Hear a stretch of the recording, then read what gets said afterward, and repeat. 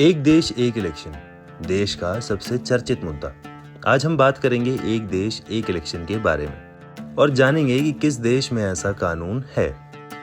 इस नीति का मुख्य विचार यह है कि पूरे देश में लोकसभा और राज्य विधानसभाओं के चुनाव एक ही समय पर कराए जाएं। इससे चुनावी प्रक्रिया सरल और अधिक प्रभावी हो सकती है। यह अवधारणा भारत के संदर्भ में नई नहीं है।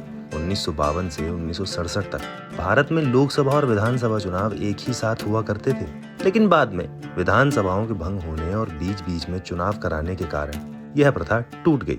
ऐसे कुछ देश जहां एक साथ चुनाव की प्रणाली का इस्तेमाल होता है: दक्षिण अफ्रीका, इंडोनेशिया, स्वीडन और जर्मनी। दक्षिण अफ्रीका में लोकसभा, नेशनल असेंबली और प्रांतीय विधानसभाओं के चुनाव एक साथ होते हैं। इससे प्रशासनिक और चुनावी प्रक्रिया में समन्वय बना रहता है और चुनावी खर्च भी कम होता है।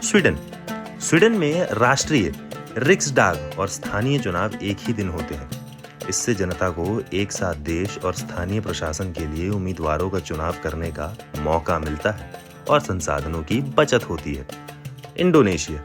इंडोनेशिया में राष्ट्रपति, संसद और क्षेत्रीय चुनाव एक ही समय पर कराए जाते हैं।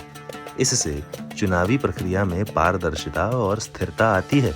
यह प्रणाली शासन में एक रूपता बनाए रखने में मदद करती है। जर्मनी में संघीय और राज्य चुनाव अलग अलग होते हैं, लेकिन यहाँ एक रूपता लाने के लिए कई स्तरों पर चुनाव को एक साथ कराए जाने पर जोर दिया जाता है। भारत में एक देश एक चुनाव के पक्ष में तर्क। उदाहरण के लिए मान लीजिए, अगर उत्तर प्रदेश और पंजाब में विधानसभा चुनाव लोकसभा चुनाव के साथ एक ही समय पर हो रहे हों, तो इससे राजनीतिक दलों को अपने चुनाव प्रचार के लिए बार बार राज्य में घूमने की जरूरत नहीं पड़ेगी। इससे धन और समय दोनों की बचत होगी। एक रूपता और स्थिरता। यदि सभी चुनाव एक साथ होते हैं तो चुनावी प्रक्रिया में सरकारें अधिक स्थिर हो सकती हैं। उदाहरण के लिए देखिए, दक्षिण अफ्रीका में एक साथ चुनाव होने के बाद से शासन अधिक स्थिर और सुचारू बना हुआ है। भारत में एक देश एक चुनाव के खिलाफ तर्क। संवैधानिक चुनौतियां।